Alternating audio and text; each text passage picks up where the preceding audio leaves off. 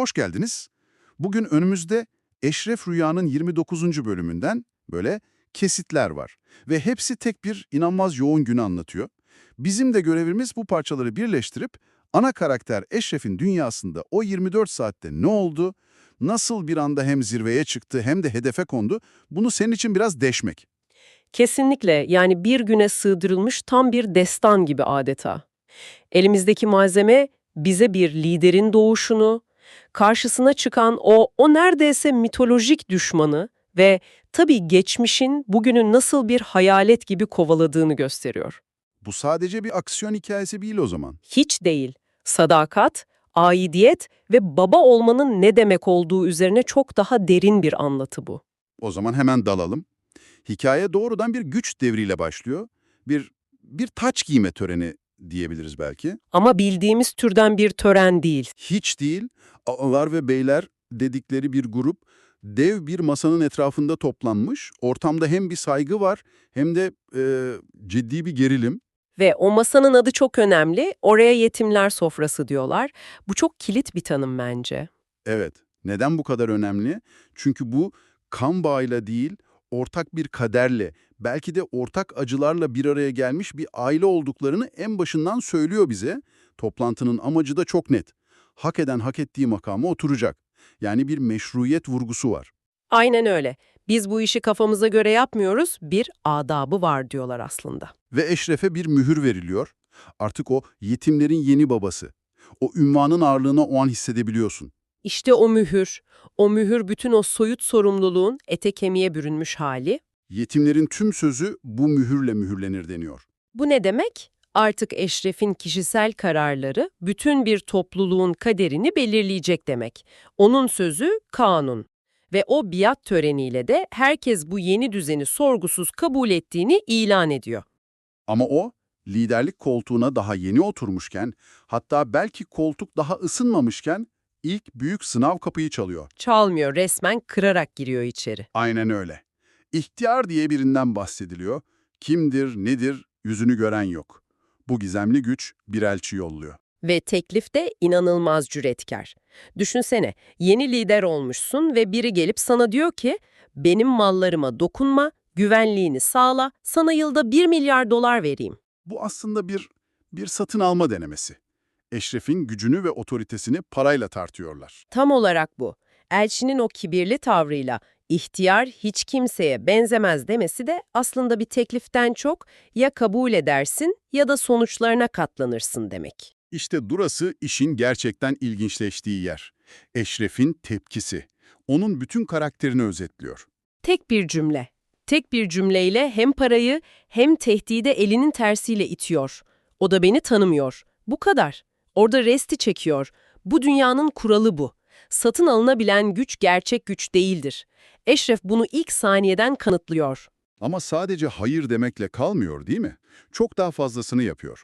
İşte o hamle onun ne kadar zeki ve acımasız bir stratejist olduğunu gösteriyor. Elçiyi ve adamlarını paketleyip az önce lider ilan edildiği o masaya, o yetimler sofrasına getiriyor. Evet, o anı izlerken donup kalıyorsun. Elçiyi herkesin önünde ayaklarının dibine oturtuyor. Bu ne demek? Bu şu demek.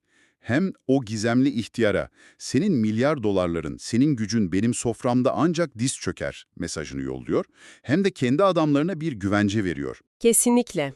Bakın, lideriniz satın alınamaz, korkutulamaz diyor. Bu silahla değil, tamamen semboller üzerinden kazanılmış psikolojik bir zafer. İnanılmaz riskli ama bir o kadar da etkili bir hamle. Oyunun kurallarını ilk dakikadan kendisinin koyduğunu ilan ediyor. Otoritesini böyle perçinledikten sonra düşmanlarının bir sonraki hamlesi çok daha acımasız ve çok daha kişisel oluyor. Madem onu satın alamıyorlar, o zaman canını yakmayı deniyorlar. Doğrudan kalbine saldırıyorlar. Sevdiği kadın Nisan kaçırılıyor. Bu da bize o dünyanın bir başka kuralını gösteriyor. Zayıf noktan varsa oradan vurulursun. Eşref için bu zayıf noktanın Nisan olduğu çok açık. Kurtarma sahnesi de nefes kesici. Nisan, kapısına bomba düzeneği kurulmuş bir odada kilitli. Yani bu basit bir kaçırma olayı değil. Hayır, Eşref için hazırlanmış bir ölüm tuzağı. Düşmanı Dinçer'in telefonda Eşref kesinlikle oradan canlı çıkmayacak dediğini duyuyoruz. Her şey planlanmış. Ama Eşref o planı akılla falan değil, saf, hayvani bir güçle bozuyor. Kliplerdeki bir karakter onun için ayı boğan diyor ve o sahnede bunun ne demek olduğunu anlıyoruz. Kapıyı kırmakla uğraşmıyor. Hiç uğraşmıyor.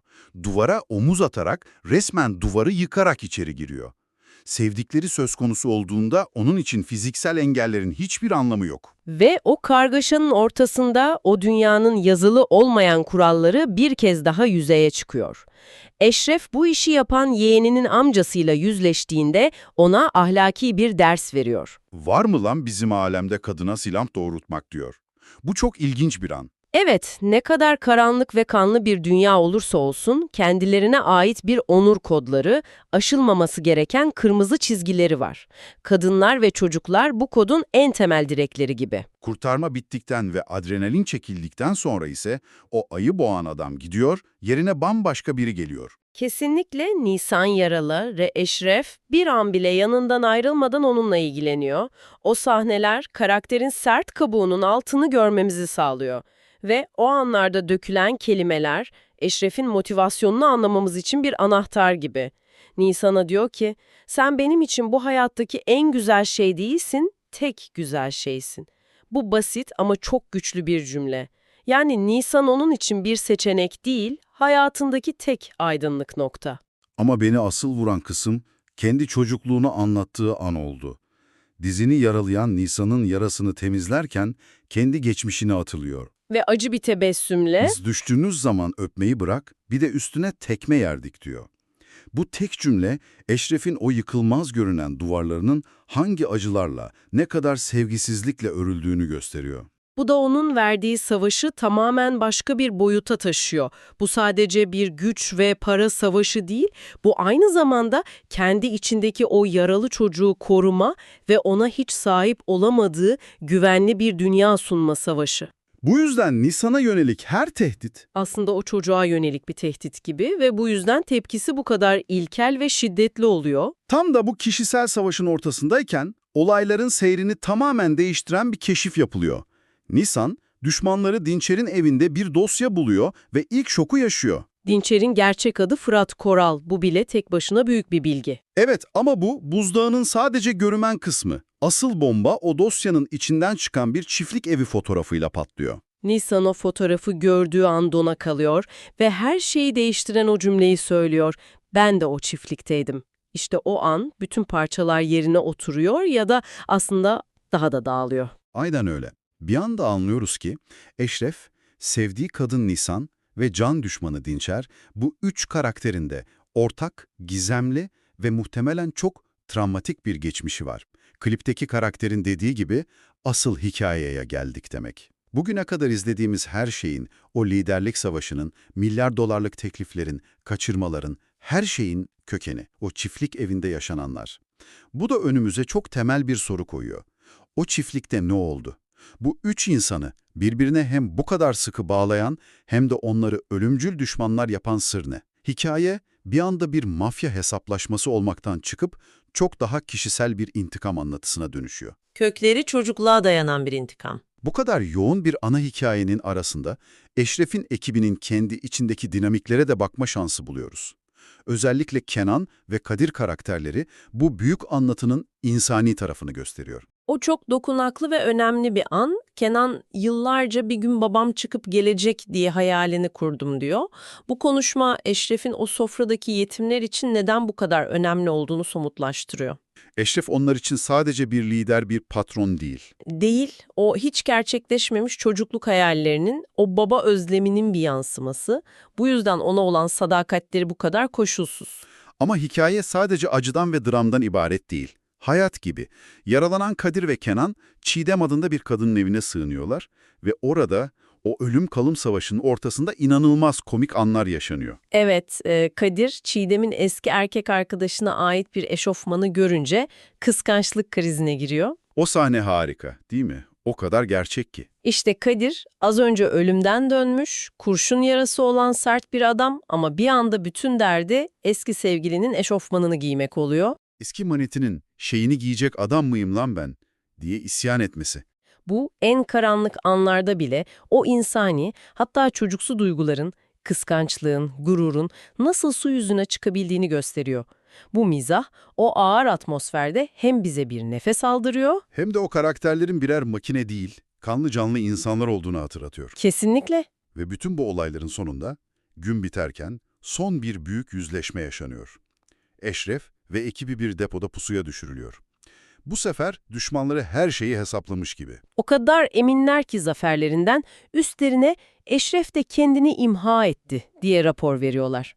Onların gözünde Eşref ve adamları artık ölü. Ancak bu kaynaklardan öğrendiğimiz bir şey varsa, o da Eşref'in her zaman bir B planı olduğudur. Her zaman. Tam her şey bitti, kapana kısıldılar dediğimiz anda deponun zeminindeki gizli bir geçitten çıkıp İskelede kendilerini bekleyen bir tekneye ulaşıyorlar. Bu, onların başarısının sadece kaba kuvvete veya cesarete dayanmadığını kanıtlıyor. zeka, strateji ve öngörü de denklemin en önemli parçası. Tekneyle uzaklaşırken arkalarından ettikleri o küfürler de sadece birer küfür değil aslında. Hayır, o yaşadıkları o inanılmaz gerilimin bir patlaması, bir boşalması. Ölüme bir kez daha meydan okumanın kutlaması ve rakiplerine bizi yine alt edemediniz demenin en ham, en filtresiz hali. Bir zafer çığlığı gibi. Aynen öyle. Bir tür hayatta kalma manifestosu. Peki, tüm bunları bir araya getirdiğimizde ne görüyoruz?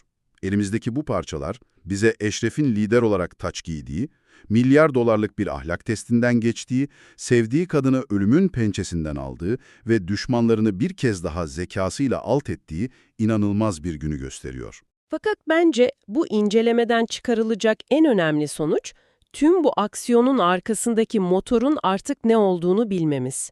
Bu savaş, görünürdeki güç mücadelesinin çok ötesinde, o gizemli çiftlik evinde başlayan kişisel bir hesaplaşma. Eşref'in omuzlarında artık iki devasa yük var. Kesinlikle.